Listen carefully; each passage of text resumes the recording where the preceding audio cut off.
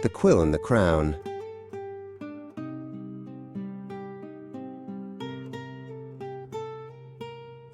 The winter wind of 1587 rattled the heavy leaded windows of Greenwich Palace. Inside, Elizabeth I sat alone in a pool of golden candlelight that struggled against the encroaching shadows. On her desk lay a single piece of parchment, its edges crisp and its words final. It was the death warrant for her cousin, Mary Stuart. Elizabeth's fingers traced the seal, her heart a battlefield of duty and blood.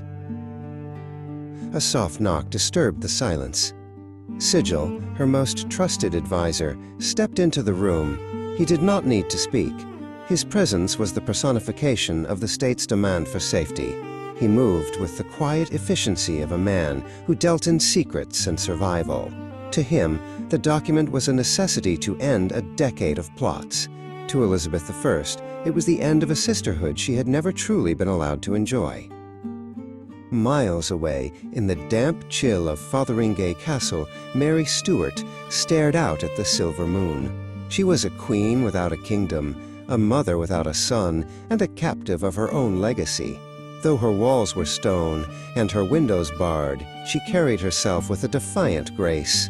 She knew the warrant existed, and she knew that the blood of kings rarely dried peacefully in its veins. Elizabeth I picked up the quill. The feather was light, yet it felt heavier than her scepter. She remembered the letters they had exchanged, the promises of meetings that never happened, and the pleas for mercy that she had ignored. She wondered if history would see her as a protector of her people, or merely as a woman who had murdered her own kin to keep a throne. With a sudden, sharp motion, Elizabeth I dipped the nib into the ink. The black liquid looked like a void. She scrawled her name across the bottom of the page, the scratch of the quill sounding like a scream in the quiet room. It was done. The ink was wet, the command was given, and the fate of Mary Stuart was sealed in a single stroke of black ink. Sigil stepped forward to take the paper before the ink could even dry. He moved quickly, as if afraid the Queen might change her mind and tear the document to pieces. Elizabeth I watched him go, her hands suddenly cold. She tried to call out, to tell him to hold the warrant, to wait for a sign, but the words died in her throat as the heavy doors creaked shut. When the news reached Fotheringay, Mary Stuart did not weep. She stood tall as the messenger read the words that ended her life. She looked at the men who had come to kill her not with fear, but with a quiet, devastating pity. She was prepared for the end of her long, cold story, ready to trade a prison of stone for the freedom of the stars. Her faithful maid, Solace, knelt at her feet, sobbing into the folds of Mary Stuart's skirt. Mary placed a gentle hand on the girl's head, whispering words of comfort that should have been spoken to her.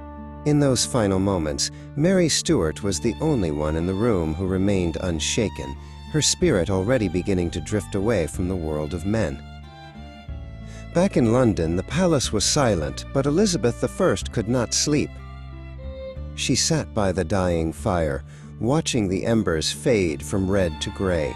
The weight of the crown felt physical now, a leaden band pressing against her temples. She had saved her country from a threat, but the cost was a piece of her soul that she could never buy back. Morning light broke over the Thames, gray and indifferent. Elizabeth I stood on her balcony, looking out over the city she ruled. She was the Virgin Queen, the Mother of England, and the bringer of a golden age.